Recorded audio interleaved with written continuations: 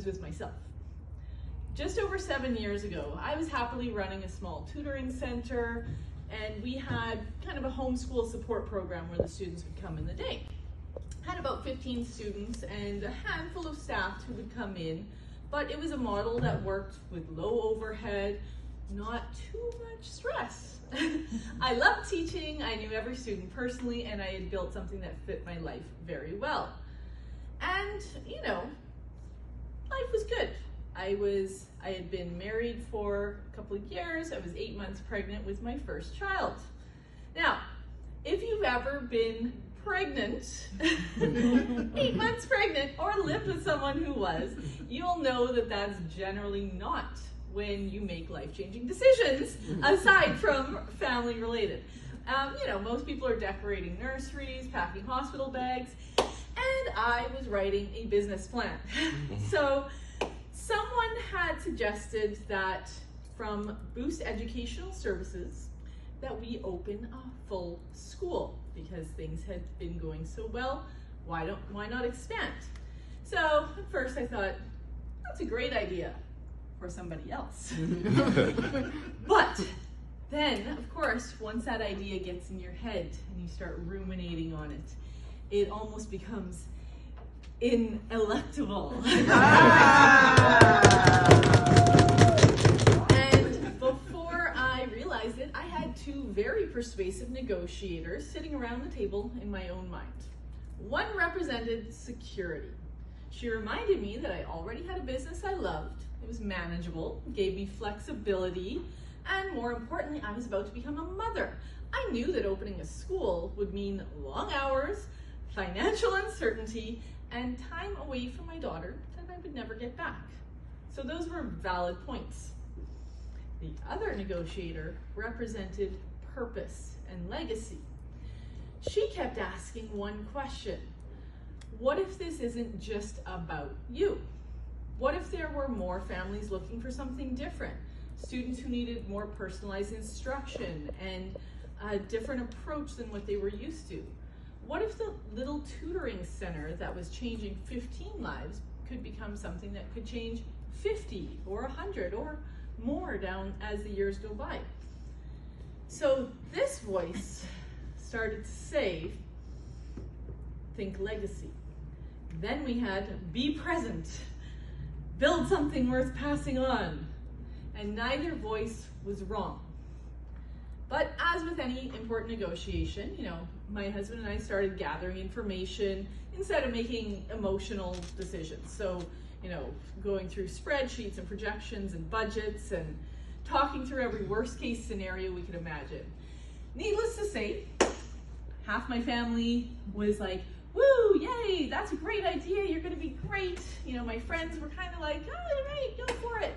And then the other half was like, what are they thinking? This is crazy. Why would they do this at this time? And, you know, ultimately, my husband is the true entrepreneur in our family, and through it all, he never wavered. I always joke that he's a brain on legs. He's always coming up with different ideas that I would have never considered. And one of our family mottos is take risks and prosper. So his confidence basically just pushed me to go that extra step. He was like, if this doesn't work, I'll take care of you, got you, we'll find another way. And ultimately, this negotiating voice and this negotiating voice in their little grappling match, he kind of overrode this one over here.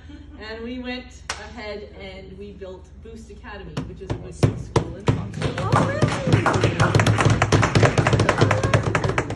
But with his confidence and my frustration with the current educational system, you know, tired of seeing students who were convinced that they weren't capable simply because they didn't fit into a traditional classroom model, and knowing that there could be something different, you know, that kind of pushed me to see that there was a need and believe that there was a better way. So ultimately, the negotiation ended, and now Boost Academy became something that needed to exist. We took the leap. we found a building that was larger than we expected, and so we had to pretty much build into that. And so my daughter was born on June 11th, 2019, and 8 days later, I was already on Guardian Radio giving my first interview talking about school enrollment. So we went that summer from 15 students to 50 by the time we opened in September. And now I look back at that time. It was this decision that could have gone one way or another, but we chose this way. Yes. And has it been easy? Not even a little. I've worked harder than I've ever imagined. I've sacrificed financially. I've missed moments with my children that I know I'll never get back. But I've also watched students gain confidence that they never knew they had. And I've seen children who dreaded going to school begin being inspired to learn again. And I've watched families realize that their child wasn't the problem, but actually they just needed an environment in which they could thrive. And the icing on the cake now is my own daughter is now 7, and she just completed her first year in first grade at Boost Academy, and it now all feels very worthwhile. So if you ask me if I would ever make that decision again, 100% without hesitation, because I wouldn't be able to ask my own children to live boldly if I wasn't willing to show what that looked like. So looking back, the negotiation wasn't exactly about opening a school. It was actually deciding whether fear or purpose would make my biggest decisions for me. So tonight I would like to leave you with a question. What negotiation are you avoiding? Maybe it has nothing to do with business. Could be a conversation you've been putting off, a dream you've convinced yourself is unrealistic, or a decision you have delayed because the timing does not seem right. But whatever it is, make sure you listen